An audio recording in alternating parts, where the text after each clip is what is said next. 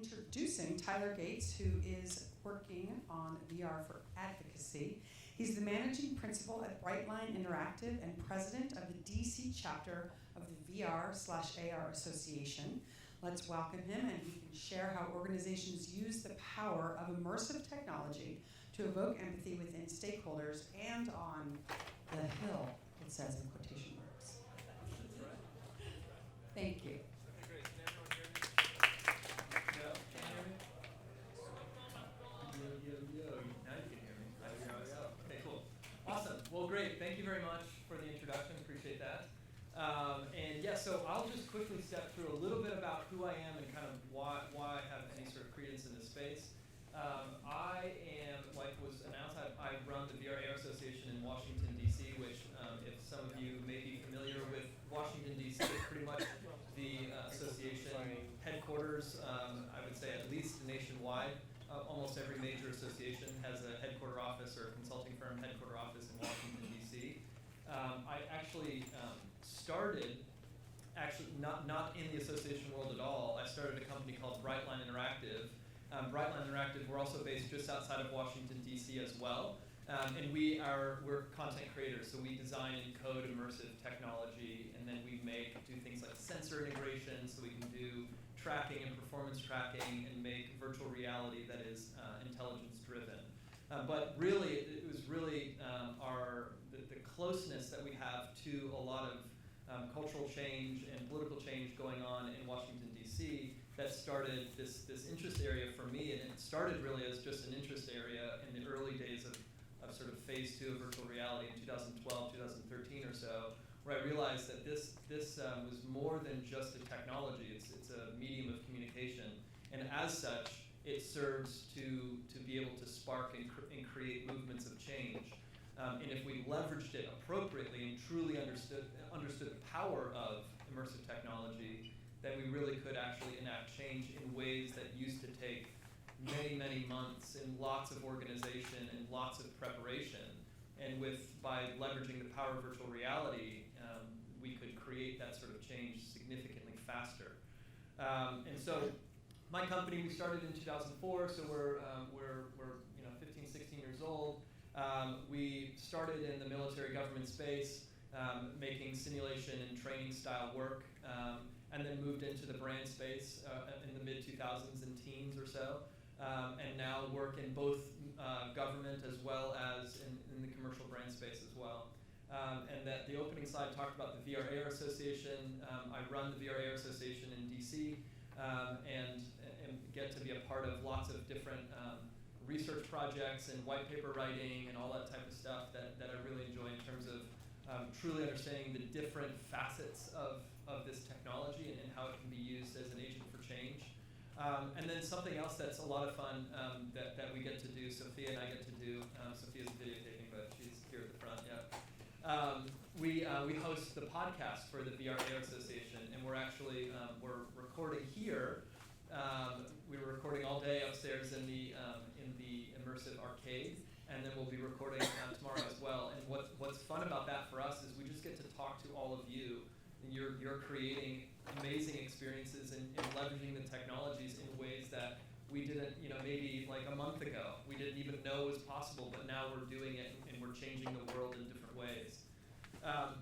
And so I'm just going to show just a quick video. It just shows a little bit about what my company, what we create in terms of when I say interactive and simulation-driven virtual reality. There is audio. It was playing 2 seconds ago. It's okay. All day has been so finicky. Wait, there it is.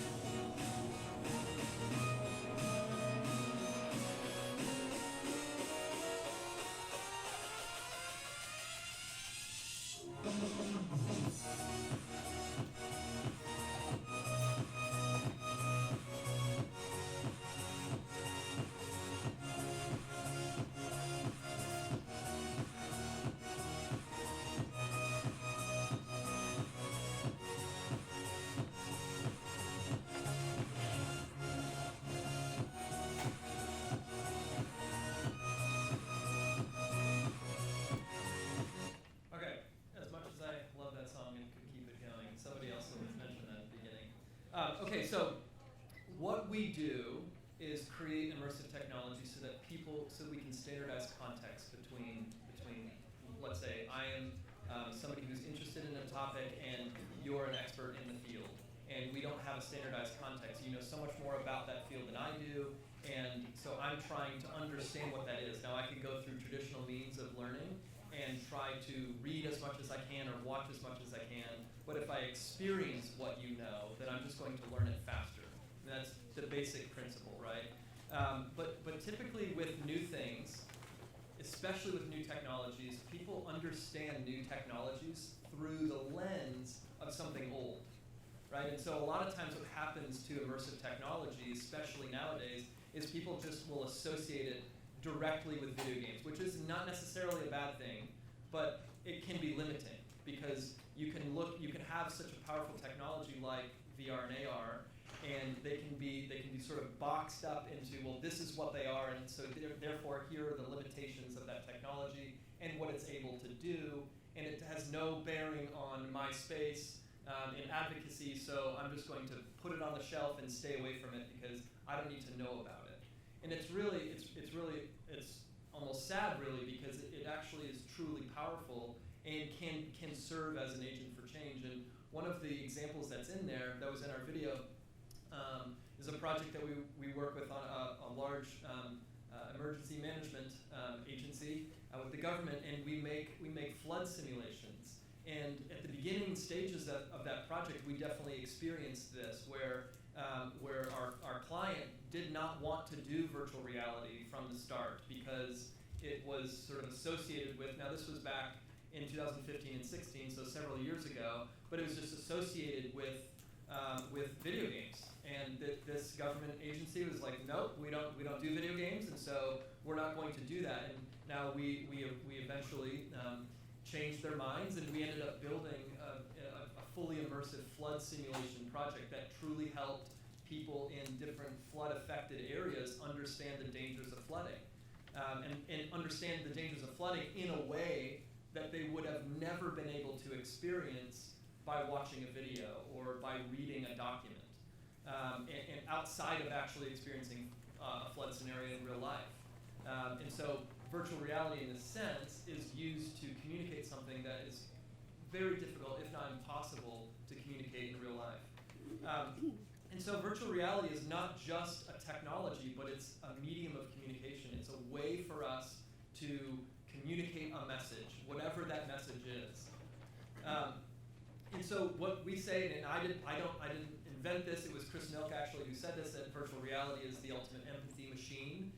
The way that we can translate a feeling, an emotion, the way that we can affect an entire a population sample size with something that needs to be felt in order to be understood. And virtual reality allows us the capability to do that. And there's a couple of reasons why. Okay, and so before we talk, and we don't have a ton of time, but instead of talking about what VR can do or where it can be applied, what I'd really like to do is talk about why virtual reality is so powerful. And the first reason is it's called body ownership. And you're experiencing body ownership right now. You are aware of your sense of self inside this room. And because you're aware of your sense of self inside this room, you're hopefully learning some information, and you're remembering that information based off of your sense of self. Now, you may not be aware that you do this, but you do this subtly all day long. And I don't know if you're like me, but I oftentimes will have a riveting conversation with somebody, and then later be recounting that conversation with somebody else. And the original person is not in the room, but I end up finding myself sort of pointing in the direction where they were standing. And the other person's like, who are you pointing at? And I'm saying, oh, well, Sophia was standing right here before. And I look kind of weird, but what I'm doing is I'm remembering information based off of my own body position. And so I'm aware of my sense of self inside this room, and as such, I can remember information with my body. Okay? And we generally speaking refer to that as muscle memory. We remember information with our body. And if you do something over and over and over again, you actually can develop memory in your muscles, truly, where your body knows how to react regardless of whether or not you cognitively are fully aware of the scenario. And this happens often. People call this intuition. You have, like, let's say a first responder or firefighter or something like that is walking into a burning building and knows immediately how to respond to the scenario without even fully processing everything that's happening, because their body remembers how to respond in a given scenario. And see, we can translate that using immersive technology, using VR and AR. And because you can do that, you're teaching the body to learn in a way that's different than them just cognitively memorizing information. How many of you remember 100% of what you learned when you were in college or in school at some level? Right? No, I mean, I did. I certainly do not either. I mean, maybe if we're lucky, like 10%, right? You know, it's a good thing that I'm not in a specialty field. But okay, so like the reason for this is you remember information, you memorize content, and you're storing it in a part of your brain that is holding it for a period of time, and then when it's no longer necessary, the brain deletes it.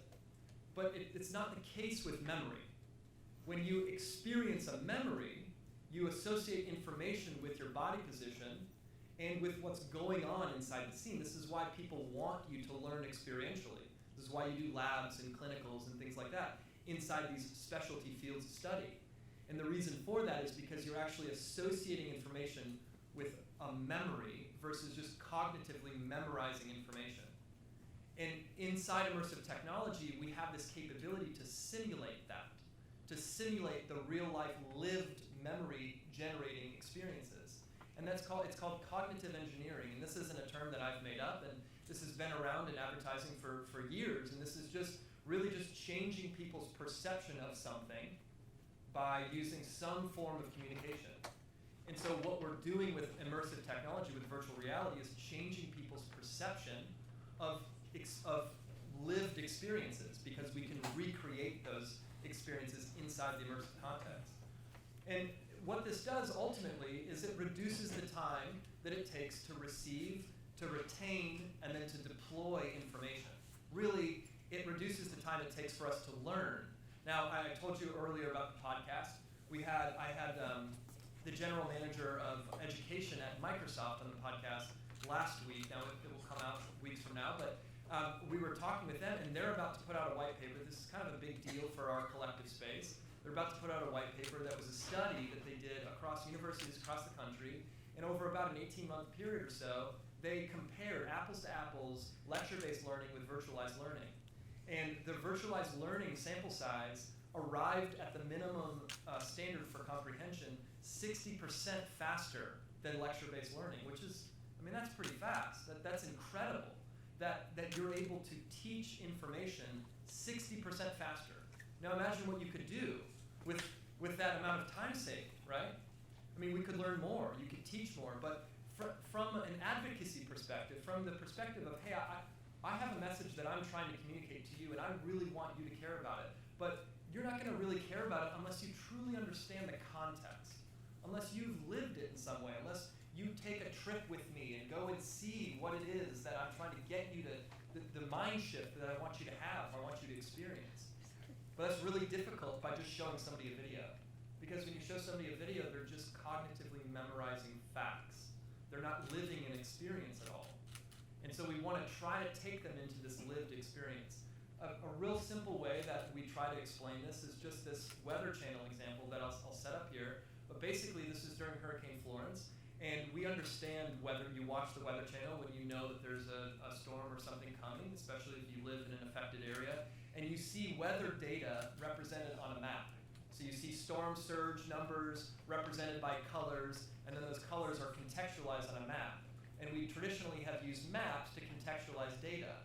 Well, maps are great for a lot of things, but they're really kind of terrible at communicating empathy or lived experience or any sort of emotion at all, right? And so it becomes really difficult to communicate an impassioned message by using a map.